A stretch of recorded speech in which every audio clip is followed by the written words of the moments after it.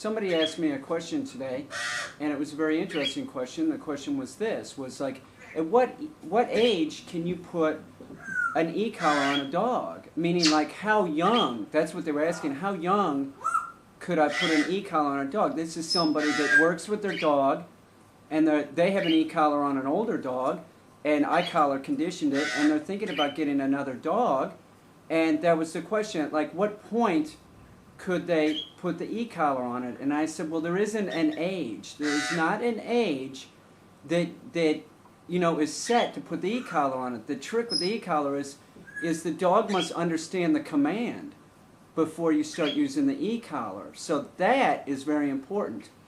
So I've said this in videos before, like, I don't really start putting pressure on the dog until it's 4 months old. Tonka, a little bit earlier, I started putting pressure on him and using corrections. But I wouldn't use it on Tonka, which is coming up, and very early for a dog. Tonka will have an e-collar on because we are going to teach the dog some things, and the e-collar will be helpful to teach Tonka how to do these things. So there isn't like a set thing, but you wouldn't put it on a 3-month-old dog. That makes no sense. And keep in mind, you don't put an e-collar on the dog thinking, oh, your problems are solved, now I can correct it. That's not what it's about. And nobody, I swear, most people, now I'm not talking about other trainers, I'm just talking about the general population of humans, they really look at the e-collar as like when they're having problems with their dogs, like that's going to solve their problem or something, and it doesn't.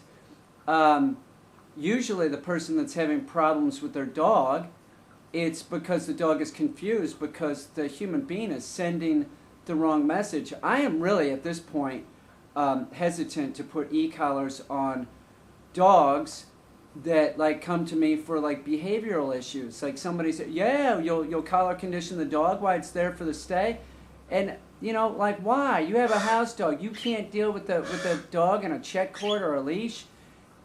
The problem is this. That I don't know if other trainers have this experience, but man, it seems at least 50% of the time you put the e-collar on the dog, and then the human beings, won't make the appropriate appointments to learn how to use it.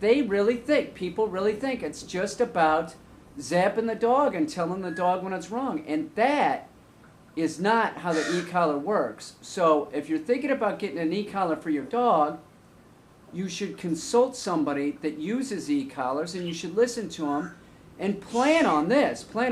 If you have somebody collar condition your dog, plan on about 6 months of dealing with the trainer on at least a bi-weekly basis. And at first you want to meet, like the first month, you want to meet the first week, the second week, the third week, and the fourth week. You want to start building up your knowledge about how the dog functions. Don't put the e-collar on the dog, and when it's chasing a cat, chasing your cat, zap it. That'll fuck your dog up. Oh, while we're on the subject, there are bird trainers that talk about this. Bird dog trainers. Say your dog is in a field, a deer pops up.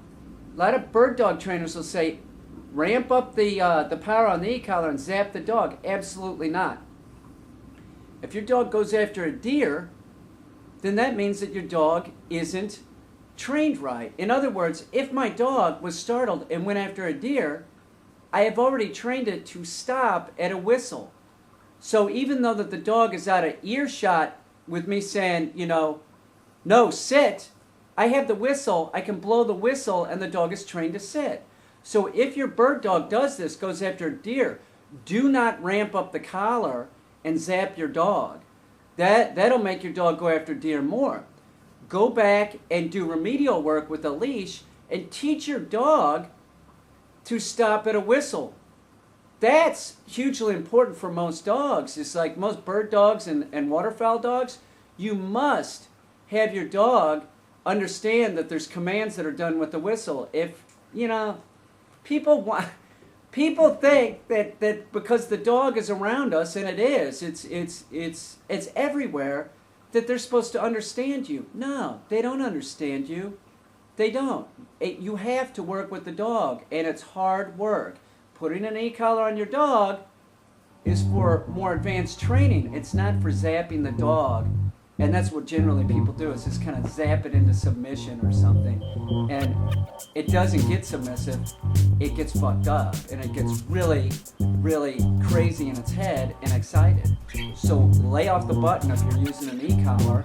And if you've been doing it incorrectly, just put the e-collar away and start using a leash. It's the best approach to take. And if your dog is chasing your cat in your house, put a long leash on your dog, and if he starts doing it, give it a neck correction. Don't use the e-collar. That's not how we do it.